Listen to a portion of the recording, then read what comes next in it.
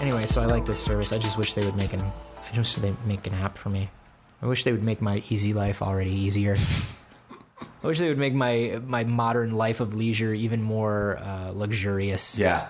It would be nice if they did that. I'm only lounging like 5 to 6 hours a day right now, and I feel like you gotta crank that up. My grandfather didn't toil for 20 hours a day for me to just lounge for 6 hours a day. He toiled so I can lounge for 12 hours a day. And I feel like, what the fuck? I'm not so sure you understand why he toiled.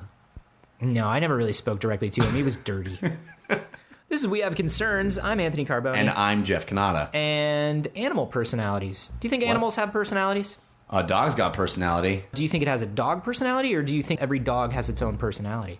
I think every dog has its own personality. You're a good man, Jeff Canada. Don't you think? I do. I definitely do. Anybody that's ever been around dogs for a long period of time knows that there's dick dogs, and there's like awesome, cool dogs. And sometimes it's breed related, but sometimes it's not. Yeah, I guess I don't know enough about dogs to know that. I have a Pomeranian, and people assume that my dog is going to be really barky. Your dog's awesome. And bite their ankles and be a dick, and my dog is just chill. Well... He's excitable. He's excitable. But not in a loud, yappy way. No, he's excitable and like, dude, I'm so excited you're here sort of way. Going down the chain here, at what point do you think animals stop having personalities and are just sort of, they just don't have the brain capacity to be individualistic? Do you think there's a point where that happens? There has to be, doesn't there? I don't think single-cell organisms have personality, so there's got to be a cutoff point, right? Is the demarcation like brainstem? Is it brain? Is it a brain of a certain capacity? Like, what makes... Yeah, where point does personality develop? Yeah, there was this study that was put out recently that says ant colonies have their own personalities. The colony as a whole? The colony as a whole can have an individual personality, and then different ants within that group sort of show different traits. They're saying that ant colony personalities have a lot to do with environment. It also has a lot to do... Like if the colony is around a lot of picnics, it's like an awesome, cool, happy it's colony. Like a chill party colony. Yeah. Party ants. Because they love picnics. Yeah. It's just, oh, God, they're all over the blanket. But look at how happy they seem. Oh, God, no, let me get out the bug spray. Whoa, what are you doing? You're going to spray them? Wait a minute. Are they wearing tiny party hats? Look at them. Oh, my God. I think they're in a conga line. Hold on, let me get out the magnifying glass because they're having so much. Oh God, you're burning them! You're burning them! Oh God, no! I'm sorry. What have you done? Oh no! God. Wait, this one's dying. Let me put the magnifying glass up real close to him. He's got a tiny sign. We only wanted to rage with you, bras. I'm a monster. You're a monster. They only wanted to rage with us, bras. This says that the personalities have to do with environment, but also individual or groups of ants will show different personality traits. How do they determine that? Well, it depends on what they do. And your definition of personality, right? Yeah. So personality is just, for their purposes, the choices that a living thing makes at any given moment that make you able to identify it against another living thing of the same species, right? I might use the word behavior, though. Yeah, but that's kind of what it is, right? Okay. So decisions equal behavior, one ant will take more risks than another ant, right? Is that personality or is that just a difference? It's like the bungee jumping extreme Brock ants of the ants. Yeah, there's Brock ants and then there's the North American red ant. And if this ant is displaying more of a proclivity to take risks than another ant, when does it stop being just a difference in chemicals and start being a personality, right? Right. But if they're saying that it has to do with environment... So with the environment, ants that were more north in America tended to Canadian be... Canadian ants. They tend to be into sketch comedy and hockey. Super polite. Really polite. Can I take the sandwich? Please, can I take a couple bites of the sandwich? It's cool if I can't.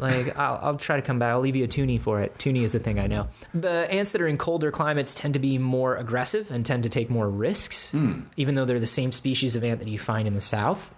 Is that not just a survival necessity? It is, but what differentiates survival necessity from personality?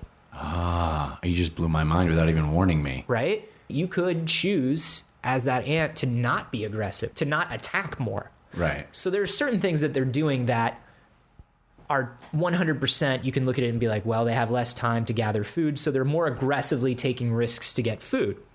But these ants tend to be more aggressive in other areas, too. Oh, I see. So it carries over. So that's when it becomes personality. If it's not a direct necessity for survival, if it's only informed by your necessity for survival. I mean, a lot of the things that we do every day are just based on survival instincts that we have left over. When I'm not lounging, I'm just surviving. Yeah, and got professional football player who is conditioned to be aggressive all the time, carries aggression into his personal life. That becomes his personality, and it's informed by how he gets his meal ticket. Yeah, was he aggressive to begin with, and that's why he's a football player, or is he more aggressive now than when he started to play football? Right. And it depends. Is this personality in these ants? Right. Well, if ants have personalities, what does that mean about every living fucking thing on the planet? Yeah. If an ant has a personality. That's kind of crazy. Yeah. Well, I think it's also interesting that it is so tied to environment, because I feel like I see that in humans, that environmental conditions. We were just joking about Canadians, but people who live in a certain geographical location tend to have a personality that is... And there are things that are around that are like culture and, ancestry and stuff like that. But isn't that sort of informed by environment as well? Very much so. Yeah, your culture is definitely informed by your environment. And here's what's interesting. We tend to think, people are individuals, right? I could have a friend that I've known very well that's from the South, and I know him as a person. But then if I go, what are people from the South like? Yeah. Well, that's not necessarily the way my friend acts. Maybe he has some of those traits. Right. Yeah. So how much does your environment inform your personality here? I can tell you that I'm a different person here in LA than I was when I lived in New York. I'm a very different person. And I think it does have to do with environment and environmental stresses, right? Yeah. And in a lot of ways, your culture is formed by your environment. But what culture is when you take something that was formed in one place and bring it somewhere else. Right. That sort of defines culture. I'm bringing with me the things that were necessary here, that formed here because of the food that was available, the weather that was available, and I am holding on to that. I think that's how we define culture of a certain people. You think about the Florida Keys, you think about the Greek islands, you think about places where you can't build these major bustling cities, so they don't, right? Yeah, right. And you're always on a beach, right? And you're in a smaller area, and there's a smaller population. And your cuisine is formed by what's available around you. Yeah, and it's maybe especially in the Keys, it's like it's very warm, so it changes your energy level throughout the day, and changes that could change how aggressive you are for sure. Right. How much control do we have over our personalities? If I feel like I'm a very different person in LA than I was in New York, if I move back to New York, would I just become that guy again? That's interesting. Or would I stay the guy that I am now? You want to calm Anthony down? Just turn the air conditioning off. Yeah. Just warm it up in here. I just fall right to the floor. I just turn into like a puddle of goo. You know that blob fish? That's me. That's me in LA when the air conditioning is turned off. Jesus. It's very interesting to think that ants demonstrate this, but I wonder if they demonstrate it because they have to work in such a social structure. Mm-hmm. Bees would be another thing like that. And I wonder if and I guess all animals have a social structure at some point. Yeah. But I wonder where the cutoff is for creatures that they're just a lone wolf, Dottie. Yeah. You know what I mean? A rebel. Yeah, it's interesting to think about because then, well, if ants have some semblance of a personality, what about sheep, goats? Yeah. Fish?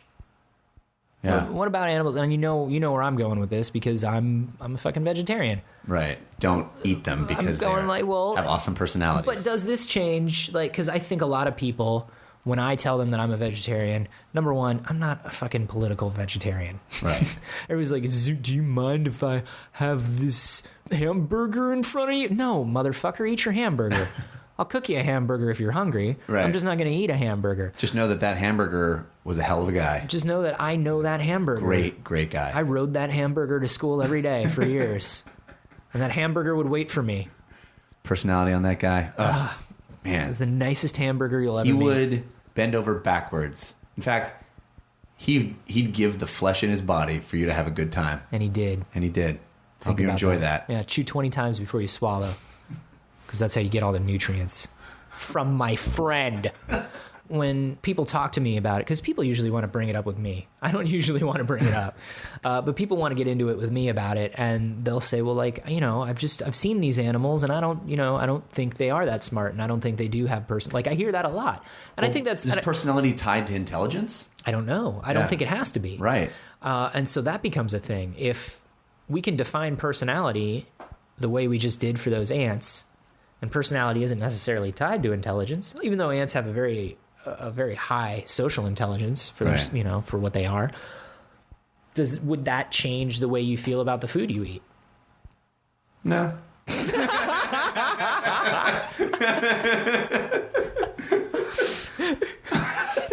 I mean, what if I just assume they all have dickish personalities? Well, let me tell you something, man. We were in Iceland, and Iceland has these goats. Cutest fucking... They're sheep. They're like sheep-goat hybrid things that are only in Iceland, but they're sheep. And they're the cutest things in the world. Man, they are so adorable. Fuck them. Fuck those sheep. Those sheep are assholes, man. They stand in the road and they stare at you, and if you like get out of your car to just be like, okay, buddy, they come at you and they make these loud noises, and fuck them, man. They're dickish animals. They're dickish animals. And like every time like Jess would have a dinner and they like serve her Icelandic sheep, I'd be like, yeah, eat that sheep. Eat that sheep. I want to watch you chew that sheep up. Just because a guy's a dick, do you hit him? I don't think you want to eat the animal because you hate it, but I also don't really need to spare it. Right.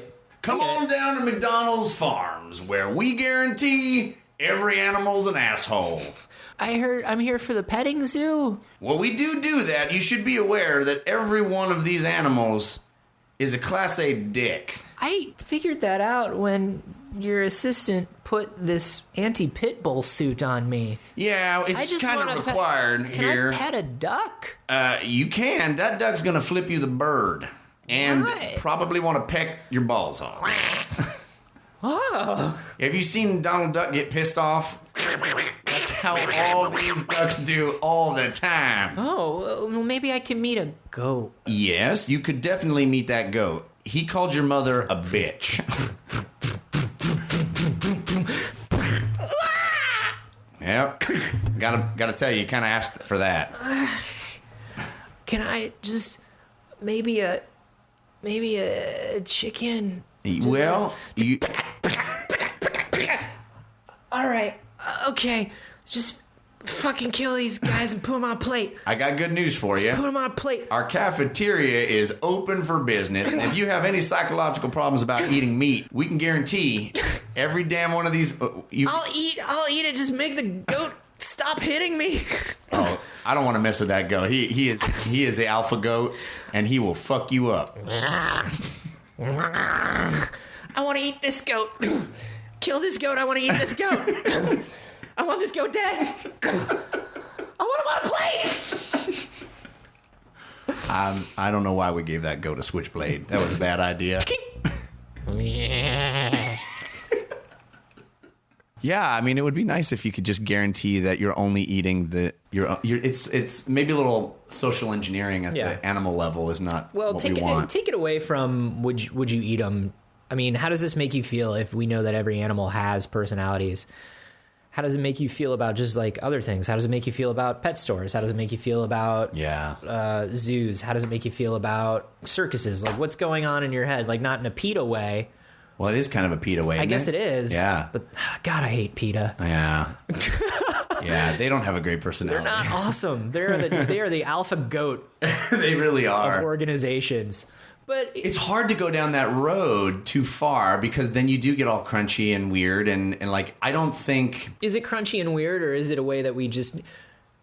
Maybe we don't need to change things, right? Like you don't need to stop eating the animals that you eat, but should you be more aware of what the nature of that animal is as you're eating it? Like, does that change the way you approach your, you know what I mean? Like have a hamburger, absolutely have a hamburger. There's a food chain, right? I'm going to keep drinking milk. I'm going to have eggs. Like, fuck it. Right. But should we be more aware of the traits, the characteristics, the personalities of the animals that we eat? Should we be more aware of that? Does it matter? Should we not think about it? Should we continue not thinking about that because that's better for us? Right. Are you saying that it changes the equation that they have a personality, or does it change the equation the kind of personality that they have? No, just that they can have a personality. Yeah. Like that they're just emotionally robust enough to sustain different yeah. states. Should we know that, like, about our food? There are whole movements now where it's like you should know who made your furniture and who made your clothes. Right. You can decide, like, if you need to buy cheap clothing, still buy cheap clothing, but just be aware of where it comes from. Right. Right. Be aware of where expensive clothes come from. Be aware of how everything is made and how everything fits into the world. Right. And I think, like, we have sort of a willful lack of knowledge about the objects and things and stuff in our lives. Well, let me challenge this entire premise just to make sure we know where we're coming from. Mm-hmm. Is there a chance that these scientists looking at these ants are projecting personality where there is none? Could be. I mean, and that's the thing, is figuring out... Even on a dog, is it a possibility that we project personality because we... They've actually done a lot of... There have been a lot of new scans and tests and studies on dogs that show that they do have a very high level of emotional intelligence, and they do have a high level of social intelligence. Same thing's been done with dolphins, with gorillas. And the problem is, like, because we can't directly communicate with them, there's no way to be like, hey, dude, are you cool? Yeah. You know, and because we tend to test animals, we tend to look for human traits in them. Yeah. And so I think it's the opposite of what you just said, where because we look for human-like behavior and human-like qualities in them, we actually tend to judge their intelligence and their personalities more harshly. It's like, think about this. You're a sci-fi guy. If you meet an alien... God, I hope I meet an alien. All I want to do is meet a fucking alien. Please just let me meet a fucking alien. I don't even care their personality. God. There's this big question where it's like, how do we even tell that we've met an alien, right? Because if it's fundamentally non-human, and you land on an alien planet and this giant 8-legged beast comes lumbering at you, do you shoot? Or do you wait because it's just a giant lumbering 8-legged beast who wants to take you to see its village? Right. You know what I mean? And because it doesn't have the same look, the same physicality, the same social cues that we do, how do we know intelligence in something else when we see it? I was just listening last night to a Radio Lab where they were talking about an ape, or a chimpanzee maybe it was, that was... integrated its entire life. It only saw humans, and they taught it sign language. It was integrated. It would get up in the morning and go make tea. Like, it would take tea packets and make tea, and they would chill and hang out. And one day, the dude, and it would, like, they left chimpanzees can drink tea. Oh yeah, they love tea. Holy it's like shit. it's like their favorite hot beverage. Oh my god! Anyway, I just love monkeys even more. So it would, like, they left magazines out, and one day they found this ape or chimpanzee, I can't remember what it was, looking through a magazine, looking at human females and masturbating. And they were like, it doesn't know it's not that. Like, that's the only sensory input that it's gotten is from human beings. So they introduced a opposite gender of its own species. Are you about to tell me that I've been a chimpanzee? I'm going to tell you that God. You are that chimpanzee. Oh, God. Yeah. And I really don't appreciate you masturbating constantly while I'm talking. Well, you never said you didn't appreciate it. You had a very appreciative look in your eye. Well, it was more of bemused curiosity. I saw it as coquettish. That's what I saw it as. But it's crazy, right? That, like, and then they introduced the opposite gender of its own species, and it didn't know how to handle it. It was like, well, what is this crazy creature? I don't know what this is. Gross. All I know is humans, and I am a human. And the conclusion that they came to is that it existed in this weird rift between species. It was neither its own species nor human. It was in this weird middle space. Like an animorph. A total animorph. Now. That's, like, crazy interesting to me. That it's that smart and it's that malleable. You know what I mean? And it does show me that, well, there's definitely personality and intelligence up at that high. And for me, it's just kind of like, we need to figure out how we define intelligence, because we have a very human idea of what intelligence is. Right. And we need to define what we consider emotions and personality, which is hard to do because these are not tangibles. Right. These are not tangible qualities. Forget about what you're going to eat tonight. Think about where we're going to be in 100 years.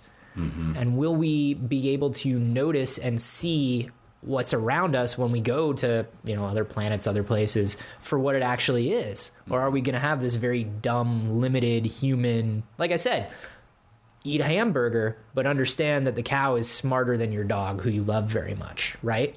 And everybody I've talked to who've been around cows says they're real dumb. Yeah, they look dumb. They feel dumb, right? Yeah. But they have a different kind of intelligence. Yeah. So we need to figure out what we consider intelligence and what we consider important intelligence, worthwhile intelligence, right? So when we go to a planet, we can decide whether they're space cows or space chimps or space people. Right. Yes, I want to eat space cows so bad. I would probably stop being vegetarian temporarily just to eat a space cow. Yeah. What's a space cow like? I'm sure it's different, if nothing else. Just tastes like space chicken.